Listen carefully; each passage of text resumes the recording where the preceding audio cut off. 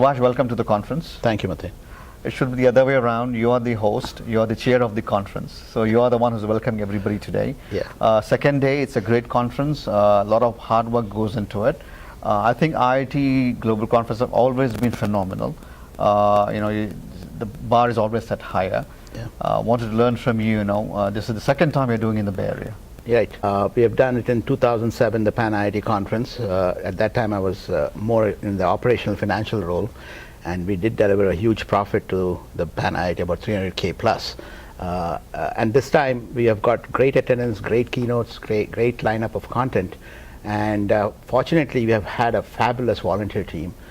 More than 100 volunteers. We got to realize this is a total volunteer organization. We start from scratch. About 8 months ago, we started this. The first things we have to think of is how do we go about it?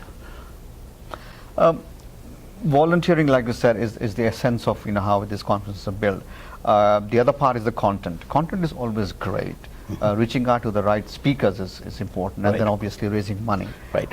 So how do you go about putting all these things together? Because at the end of the day, like you said, team is important, and the acknowledgement of that is important. Right. I mean, you've got to realize we have at least been in the Bay Area for several decades now.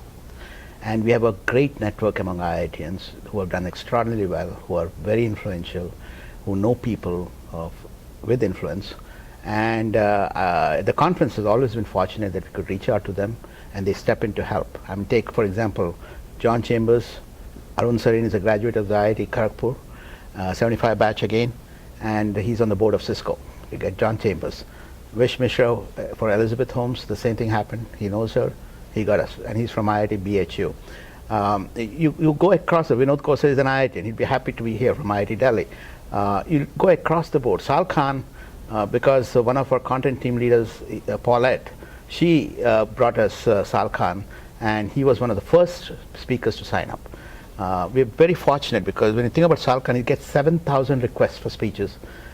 He loves the Bay Area. He doesn't want to travel out of there, but we were very fortunate to get. So it's all about, I mean, we are considered the Indian mafia here, and there's a good reason for that. We are highly connected people. We love to help each other, and that's the way it works.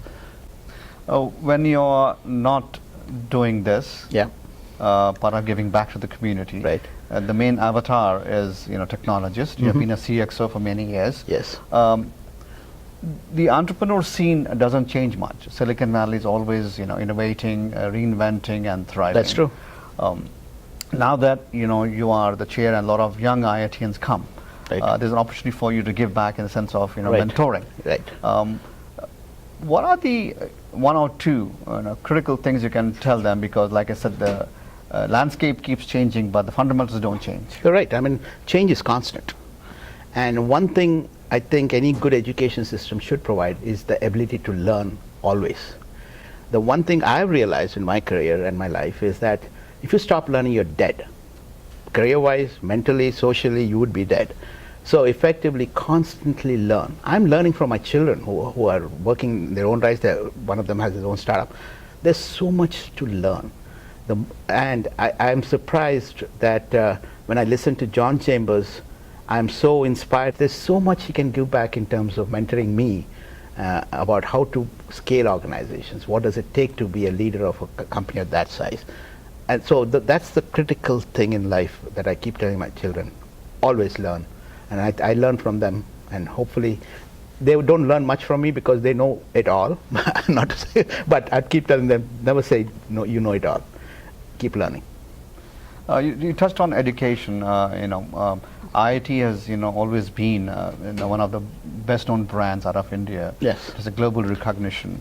Do you think that they are keeping at par with the changing landscape of education around the world, or do you have recommendations as an alumnus? As an alumnus, yes. I mean, if you look at how education is being delivered, it is getting more virtualized.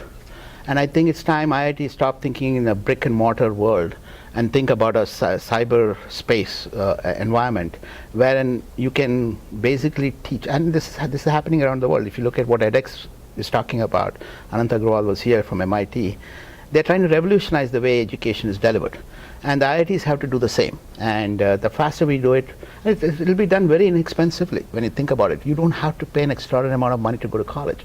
And just that aspect is something that the IITs have to consider. They're doing a good job of it, by the way. I know IIT Bombay, Deepak Phadak is heavily involved, Professor Deepak Phadak. He's a Padma Shri and heavily involved in virtualizing the education system. But we need to be faster than that. And we are also always short of good teachers, professors.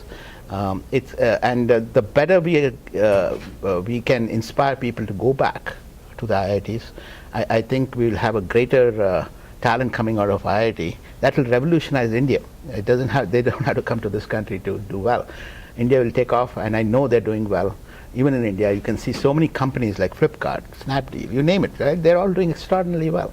And India has a future. I think IITs should stay back, but they need to be taught well. We still get the cream of the crop in India, and the output will be better by virtue of better teachers and professors. And there's a huge opportunity in India that I think they can really take a good look at and take the relevant risks and do well by the country. So Subhash, on behalf of everyone here, again, my pleasure to have you here, and congratulations to you, to your co-chairs and the entire team for putting a great conference together. I appreciate that. I'm glad you're enjoying the conference.